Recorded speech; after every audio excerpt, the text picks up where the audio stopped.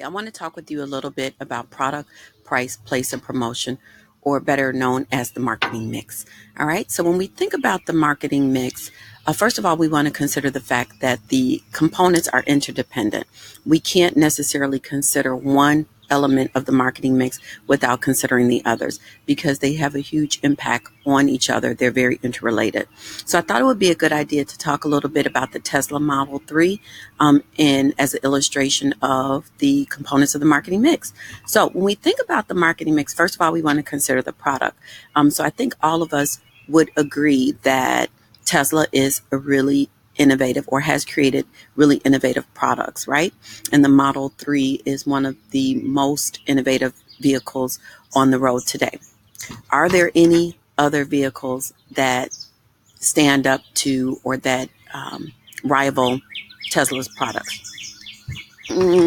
I think we'd have to think carefully about that, right? And so when we talk about the Model 3, first of all, we want to consider the product. So the product represents all of the various product attributes. So we know that the Model 3 has the Falcon doors, it has the HEPA filter, so the interior of the car is free from bacteria and contaminants. We know it's a vegan-friendly automobile in terms of the interior components. We also know that the vehicle can be remotely retrieved or moved by the owner using the key fob, so the owner can tell the vehicle to move frontwards or backwards. So we know that there's some really cool features that differentiate the product from other offerings. So we want to keep that in mind. So now when we talk about product, we want to expand beyond product attributes. We also want to think about branding. We want to think about brand equity, perhaps packaging, etc. So all of those would be considered to be a part of the product. So now if we move on to price, we know the Teslas start around $100,000, right? And so what we want to consider is the fact that consumers typically relate product with quality, right? And so, pricing with quality. So the higher the price, generally consumers consider or will assume that the product is high in quality. But we also know in some instances, consumers may move away or distance themselves from particular products because of the high price point. So if we think about when the iPhone was first introduced, Apple had to reduce the price by $200 after the original introduction because consumers were resistant to the pricing structure, right? So marketers, brands have to be very careful regarding pricing because you don't automatically want to assume that consumers are going to gravitate towards high price products, right? So you want to make sure that the quality of the product attributes warrant the price, right? And so kind of moving along with respect to promotion, I read an interesting article from 2017 in which Elon Musk stated that Tesla was not promoting the Model 3.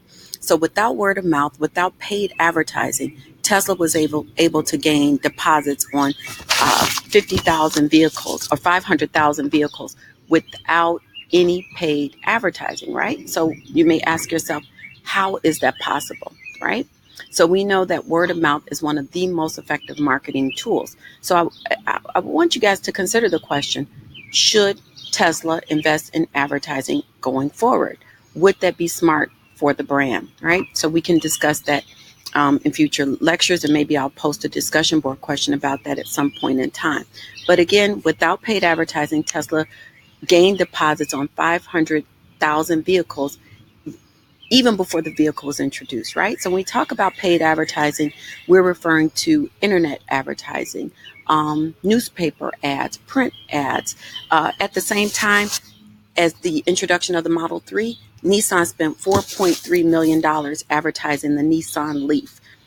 They spent that on print ads alone in 2016, right? And so if we think about the Nissan Leaf, who was actively going after Tesla in terms of market share, it seems that their advertising paid for them. But why is it that Tesla could pull off 500,000 deposits without advertising, right? So moving on, last P that we want to consider would be place. When we talk about place, where does the consumer want to purchase the product? Where is it convenient for them, right? And so if we think about the Tesla, we know that Tesla has the showrooms. They have one in Oak Brook where you can view the vehicle, look at the features, etc. You can purchase Teslas online, etc. But Tesla really has limited distribution. How does that impact the brand? Generally, we want to consider that limited distribution bolsters the idea or promotes the idea that the brand is exclusive, right? Or it's a premier product. So again, Should you sell your product through multiple retail outlets? We're going to talk a little bit later on about intensive distribution.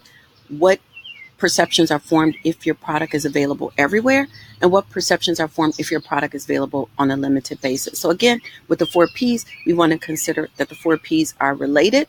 You don't want to look at any one element of the marketing mix independently. You want to consider the impact that they have on one another. And if we look at the Tesla, particularly the Tesla Model 3, we can definitely use that product to illustrate how the 4Ps work together.